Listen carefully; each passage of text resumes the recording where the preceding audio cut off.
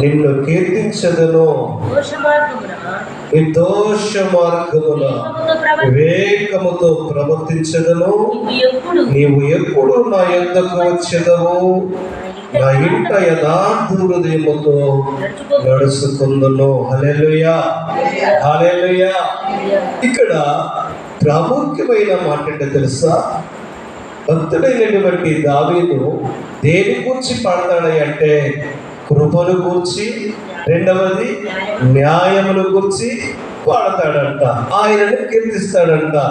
దేవుడు ఎలాంటి వాడయ్యా అంటే కృప కలిగిన వాడు. ఎలాంటి వాడైనా కృప కలిగిన వాడు. ఏంటి కృప అంటే అర్హత లేని మనలను ఆయన అర్హులుగా చేయటమే అది కృప. పాపములో, శాపములో, దుర్మార్గములో ఉండి మరణానికి దగ్గరై ఉన్నటువంటి మనలను వెతికి రక్షించటమే కృప. ఆయన మన కొరకు వెల చెల్లించాడు, అదే కృప. అందుకే నేనంటాడు, కృపను గూర్చియు న్యాయమును గూర్చియు నేను పాడెదను, యెహోవాను కీర్తించేదను. ఎందుకంటే ఒకప్పుడు ఏ అర్హత లేనటువంటి నన్ను నా దేవుడు ప్రేమించాడు.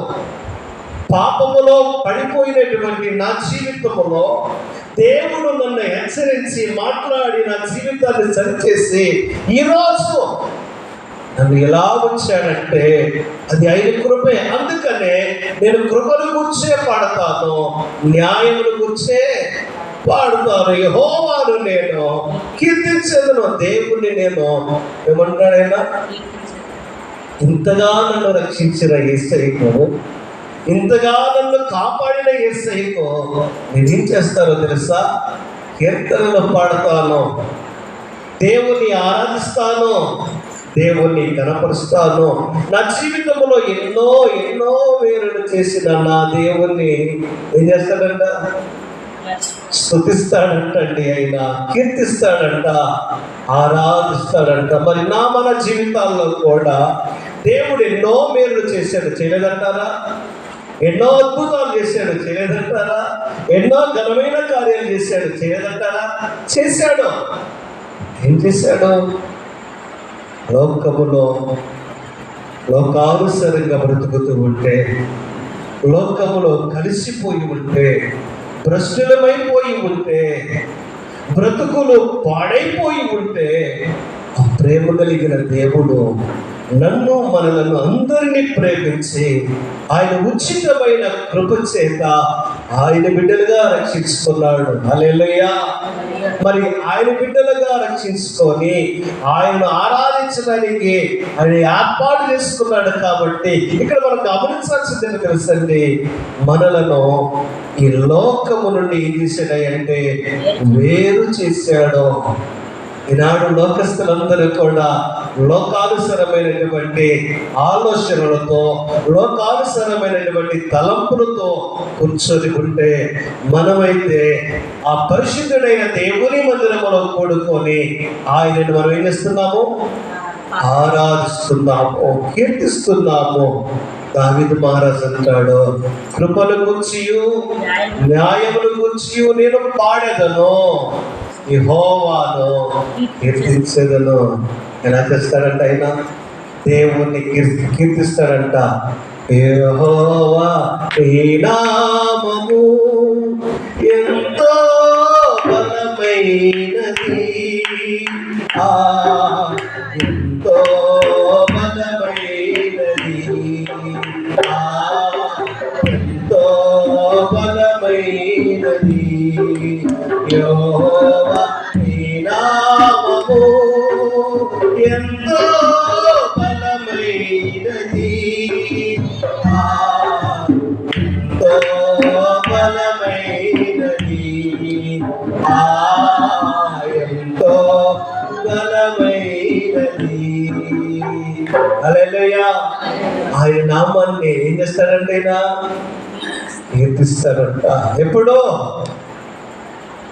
ప్రతిరోజు, ప్రతిదినము, ప్రతి నిమిషము, ప్రతి గంట ఆయన ఏం చేస్తాడంట? కీర్తి కీర్తిస్తూనే ఉంటాడు. మరి మనం కూడా ఎలా ఉండాలంట? దేవుణ్ణి కీర్తించేవారుగా ఉండాలి, దేవుణ్ణి పొగిడేవారుగా ఉండాలి. ఏ రోజున దేవుడు పొగిడారా మీరు? దేవా, ఎంత గొప్ప దేవుడు అయ్యా, నన్ను నీలా రూపించుకున్నందుకు, నీ అందాన్ని నాకు ఇచ్చినందుకు. ఎప్పుడైనా పొగిడారా? అద్దంలో చూసుకుంటారా మీరు ఎప్పుడైనా? ఏం నవ్వుతున్నారు? అద్దం చూసుకుంటారా? అద్దంలో చూసుకొని ఏం చేస్తారు? మనకు మనమే ముడుచుకుంటాం. చూడు, అప్పుడు ఎవరు అందం వారికి ఉన్నదా? అందరికి ఒకే అందం ఉందా? ఎవరొక వాళ్ళే ముడుచుకుంటానికి దేవుడు కృప చూపించాడా లేదా? ఎవరు చూసినా సరే, ఇప్పుడు నల్లగా ఉన్నా, తెల్లగా ఉన్నా, ఎర్రగా ఉన్నా, పొట్టిగా ఉన్నా, పొడుగ్గా ఉన్నా, ఎవరిని చూసి వారు ముసుకోవడానికి దేవుడు కృప చూపించాడు. హల్లెలూయా. మరి అంతగా మనల్ని దేవుడు ఏర్పాటు చేసుకుంటే మరి ఆయన ఎంతగా పొగడాలి, మనం ఎంతగా కీర్తించాలి, ఎంతగా ఆరాధించాలి కాదంటారా? ఇప్పుడు పిల్లలు కూడా సంతోషపడతారు అందరూ చూసుకుంటారు, పో నేనేనా అని. వృద్ధాప్యములలో వృద్ధులు కూడా సంతోషపడతారు, బాగానే ఉన్నది, చీర బాగుంది, నేను బాగున్నానని చాలా సంతోషపడతారు. ఈ అందాన్ని ఇచ్చింది ఎవరంటారు? ఈ రూపాన్ని ఇచ్చింది ఎవరంటారు? మరి యేసయ్యా, నాకు ఇచ్చిన ఆరోగ్యాన్ని బట్టి నీకు వందనాలయ్యా అని ఏ రోజున దేవుడు పొగిడారా? నాకు ఆరోగ్యాన్ని ఇచ్చావు, నీకు వందనాలు, నాకు ఆయుష్ని ఇచ్చావయ్యా అని. నేనంటే ఎంత ప్రేమ ఇస్తాయా నీకు.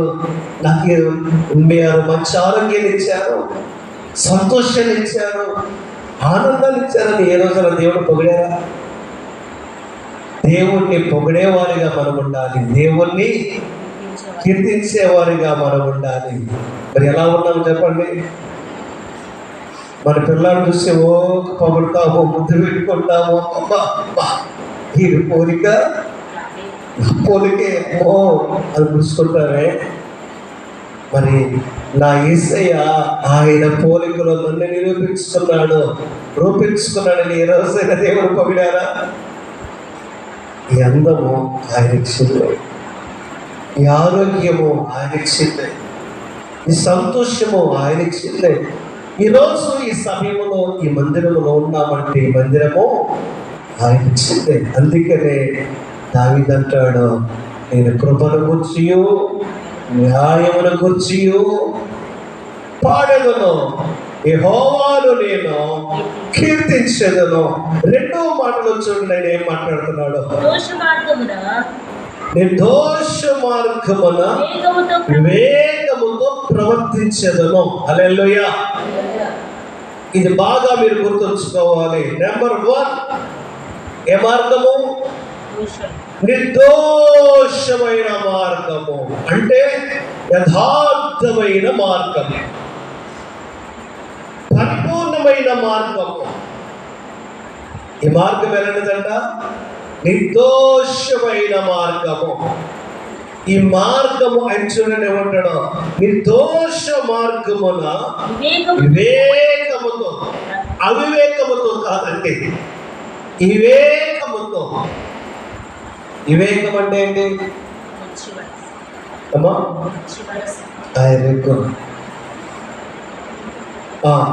చదువుతాము. నిర్దోష మార్గమున వివేకముతో ప్రవర్తించదను. ఇప్పుడు ఆయన ఎలా ఉంటాడంట?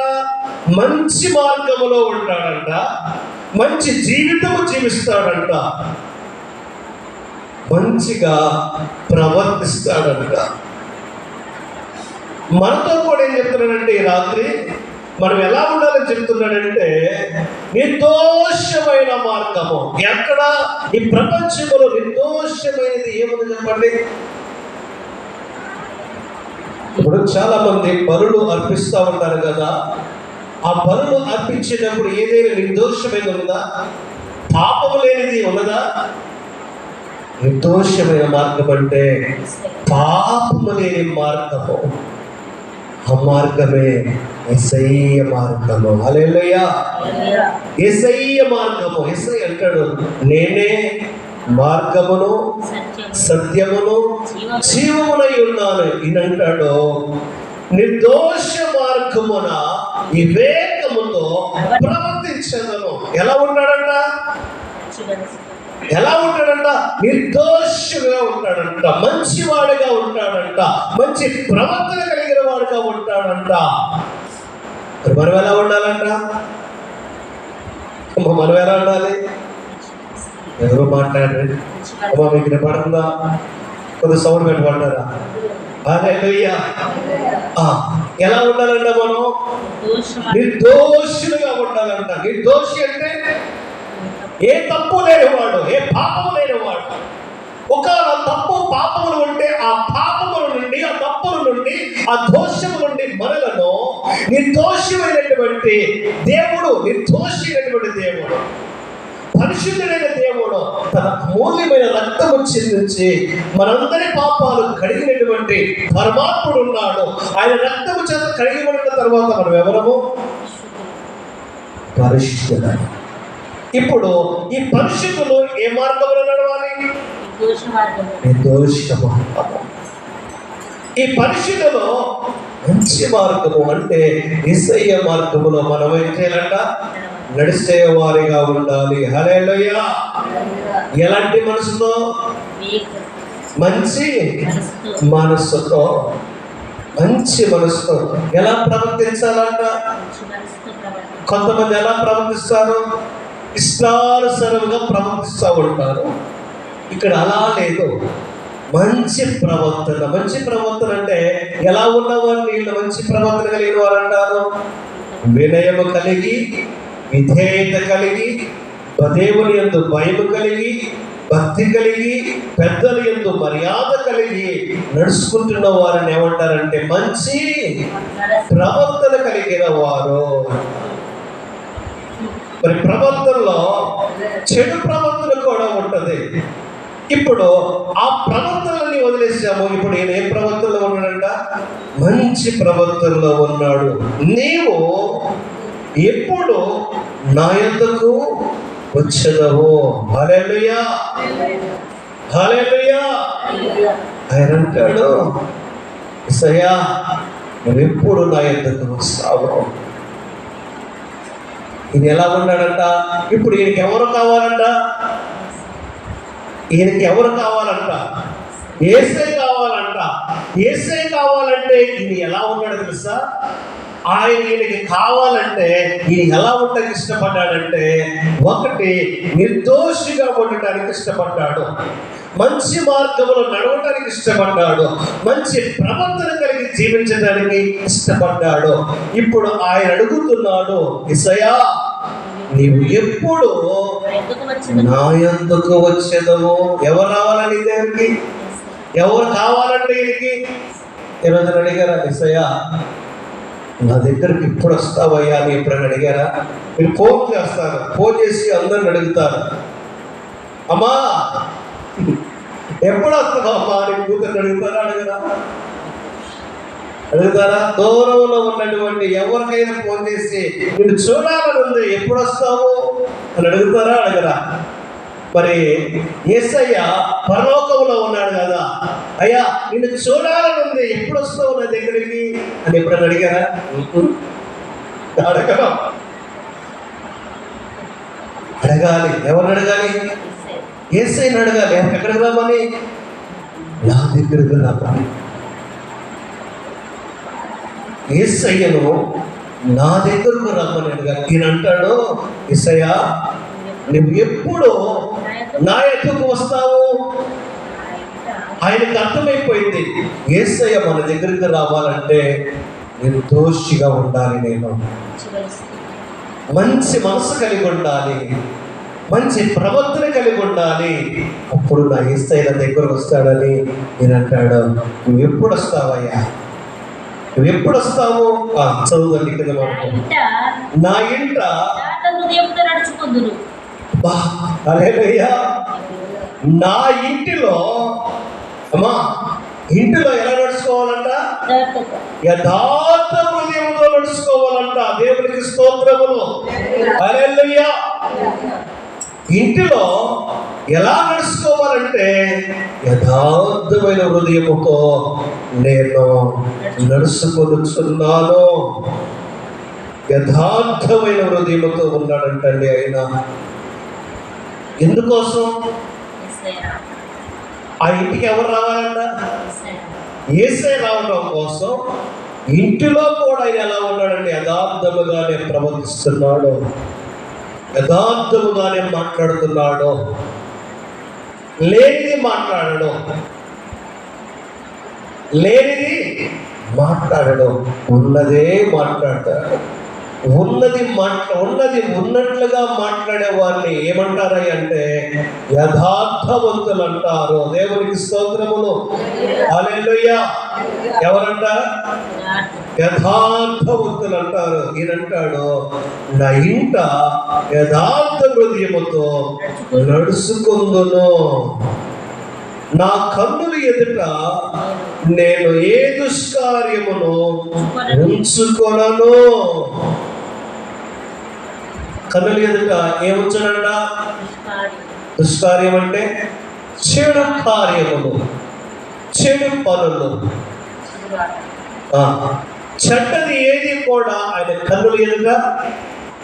అమ్మా, మీ ఇంటి ముందు ఏదైనా కుళ్ళిపోయింది కనపడుతుంది అనుకోండి, వాసన వస్తుంది, మీరు ఏం చేస్తారు చెప్పండి? చూసుకుంటా దాని దగ్గరికి వెళ్ళి కూర్చుంటారా? అబ్బా భలే కుళ్ళిపోయావు, ఆహా భలే స్మెల్ వస్తున్నావు అని అంటే కూర్చుంటారా?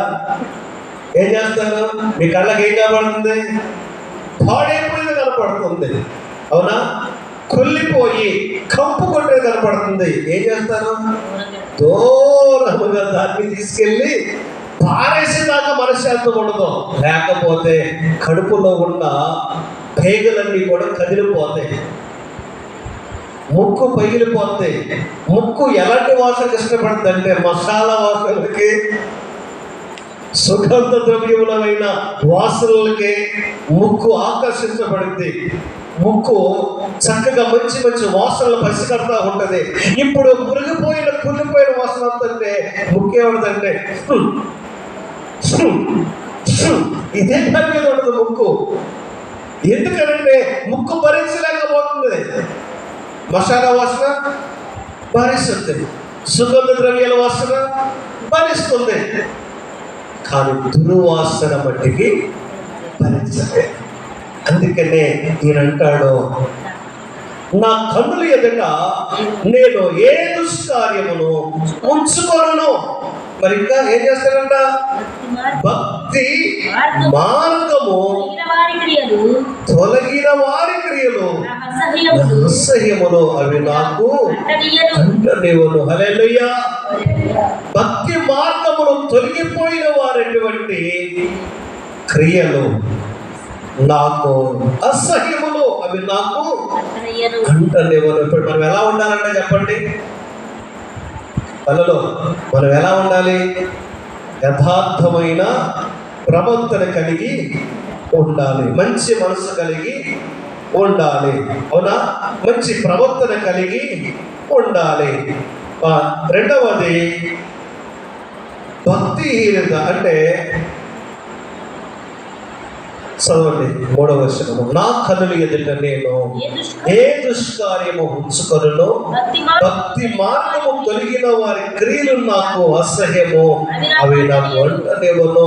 ఏ మార్గము తొలగిన వారు? భక్తి మార్గము తొలగిన వారు వారి క్రియలంట అసహ్యం. భక్తిని వదిలిపెడతారే, దేవుణ్ణి వదిలిపెడతారే, వారి మార్గం అంట భయంకరంగా ఉండదు. ఆయన అంటాడు, వారిని అవి నాకు అంటనివ్వను. తొలగిన వారి క్రియలు. ఇప్పుడు భక్తి మార్గం తొలగిన వారి క్రియలు ఎలా ఉన్నాయి?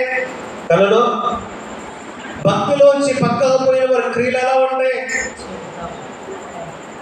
మరలా ఆ బురదలోనే కూర్చుంటారు, మరలా ఆ రోతలోకి వెళ్తారు, మరలా ఆ జీవితమే జీవిస్తారు. ఆయన అంటాడు, వారి క్రియలు నాకు క్రియలంటే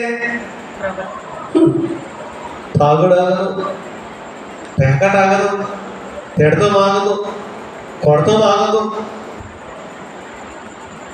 చేయాల్సిన మొత్తం కూడా చేస్తూ ఉంటారు. మరి అప్పుడు ఏం చేయాలంట?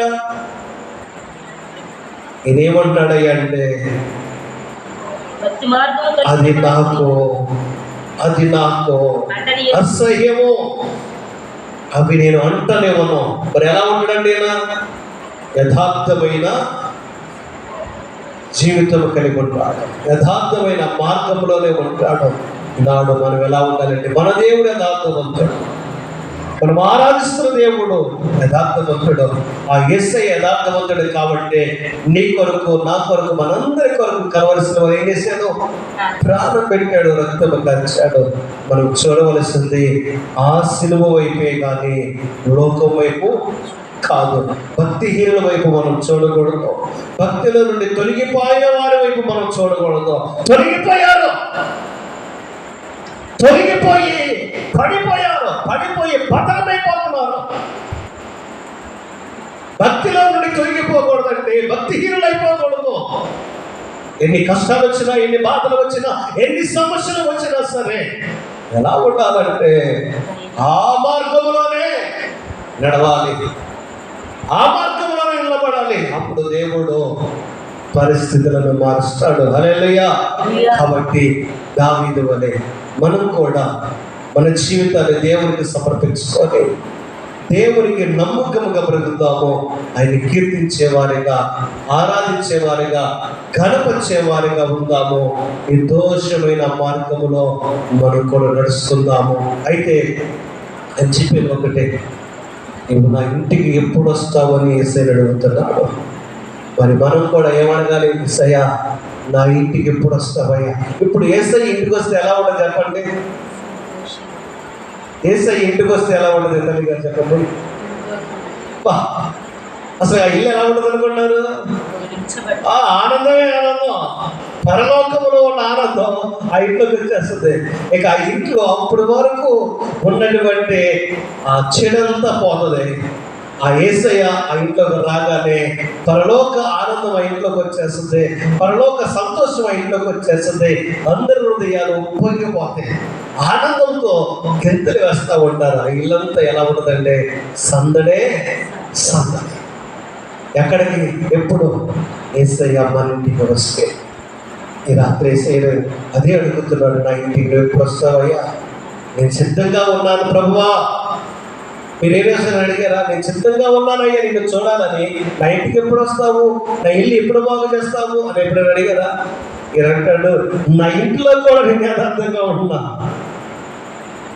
మందిరంలోనే కాదు, ఇంటిలో యథార్థంగా ఉన్నా, ఈటిలో యథార్థంగా ఉన్నా, సమాజంలో కూడా నేను యథార్థంగానే ఉంటున్నానని దేవుని ఎదుట మహానంగా మాట్లాడుతున్నాడు. కాబట్టి మనం కూడా అలాంటి రక్షణ కలిగి జీవించుదాము.